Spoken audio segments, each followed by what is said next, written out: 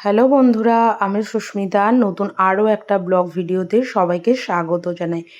নতুন আরও একটা দিন তোমাদের সাথে শুরু করলাম। কে কোথা থেকে ভিডিওটা দেখছো এবং কেমন আছো অবশ্যই কিন্তু কমেন্ট করে জানিও। তো আজকে সকাল সকাল ব্লগটা শুরুই করেছি বড়মশাইয়ের ব্রেকফাস্ট দিয়ে। কারণ এইভাবে ম্যাগি খুব একটা তো আমি খাই না।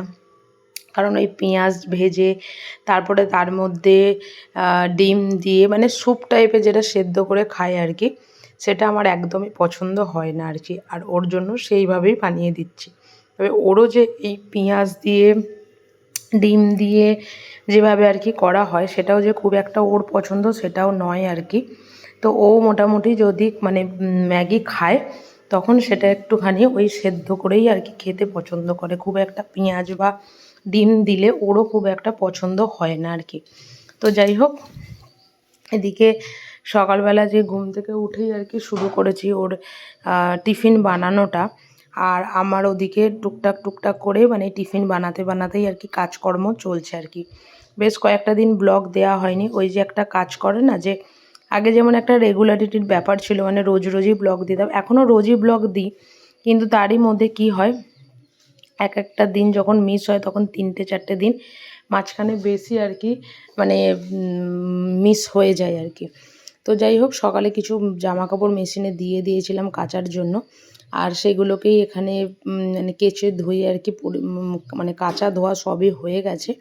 আর এদিকে বাইরে দিয়ে দিচ্ছি, কারণ এখন জল বৃষ্টির ওয়েদার, কোন দিন বৃষ্টি হয় তো কোন দিন প্রচণ্ড রোদ, এরকম আর কি একটা ব্যাপার। তবে একটা কথা যেটা না বললেই নয়, আমি যে বছর প্রথমবার কাটিয়ার গেছিলাম সে বছর যখন বাড়ির সবাই বলছে যে প্রচুর জল হচ্ছে, সে বছর আমি বর্ষাকালটা কীরকম আমি বর্ষায় যে কীভাবে জল হচ্ছিল সেটা কিন্তু আমি একদমই বুঝতে পারিনি। আর এবছরটাও ঠিক তাই আর কি। আমরা যেখানে আছি সাহেবগঞ্জ, সেখানে বৃষ্টি এবছর খুবই কম।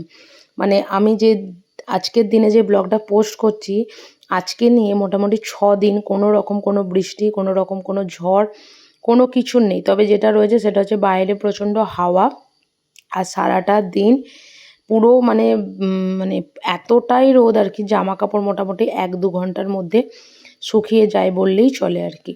যাই হোক, এদিকে চলে এসেছি জানালাটা একটু পরিষ্কার পরিচ্ছন্ন করতে। কারণ হয় কি, বৃষ্টি যত না হোক আর না হোক ধুলোটা তো রয়েছে, আর জানালাগুলোতে না প্রচণ্ডভাবে ধুলো হয়। আর এই যে জায়গাটা, এগুলোতে তো জানো আমরা টুকটাক জিনিসপত্র রাখি, এখানে যেমন রোজ পুজো করে ধূপ দিই দুবেলা, তো মোবাইলও রেখে দিই কখনো কখনো, প্রচণ্ড ধুলোও হয়। আর এই নিচের জানালাটা একদম খুলি না বললেই চলে, কারণ এটা তখনই খুলি যখন ওই যে হাওয়া দেয়, হয়তো সামনে বসে থাকি 2-5 মিনিটের জন্য খুললাম, সঙ্গে সঙ্গে বন্ধও করে দিই আর কি। আর এদিকে চলে এসেছি এই আমাদের যে বেসিনটা রয়েছে এটাকে পরিষ্কার করতে, কারণ এটা তো একদম বাইরে। আর সত্যি কথা বলতে একটু বেসিনটা পরিষ্কার না রাখলেও না খুব একটা ভালো লাগে না। অনেক সময় হয় আমাদের ওপরে যারা থাকে ওরাও হয়তো আমাদের বাড়িতে খাওয়া দাওয়া করলো বা কিছু করলো, এই বেসিনে হাত দিল, কিন্তু বেসিনটা নোংরা থাকলে তখন কিন্তু ভালো লাগে না।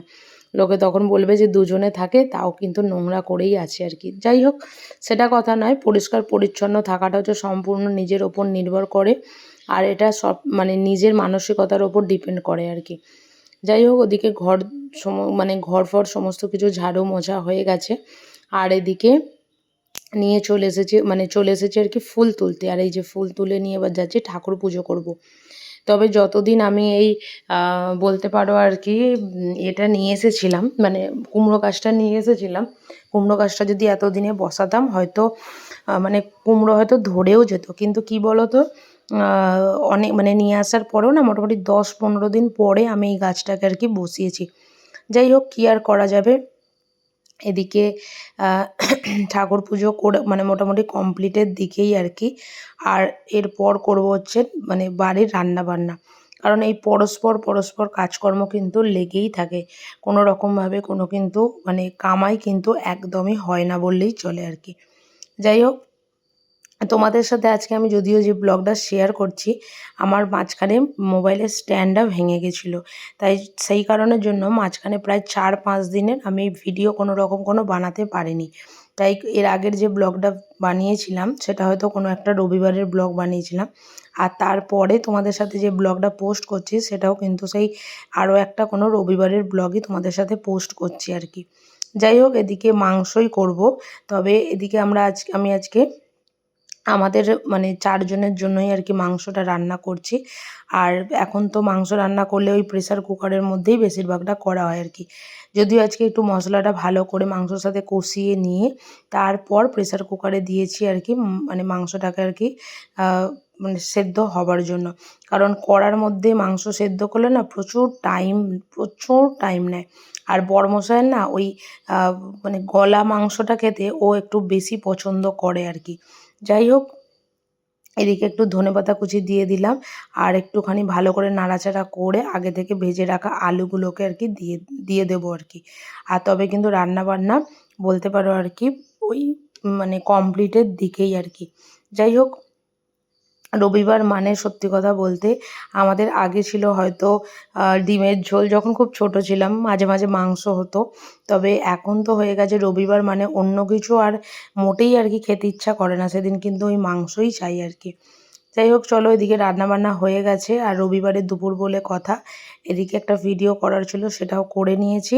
আর আজকের ব্লগটা এখানেই শেষ করছি। যদি কিছু ভালো লেগে থাকে একটা লাইক করো, শেয়ার করো, চ্যানেলটি সাবস্ক্রাইব করে পাশে থেকো। দেখা হবে নতুন আরও একটা ব্লগ ভিডিওতে। টাটা।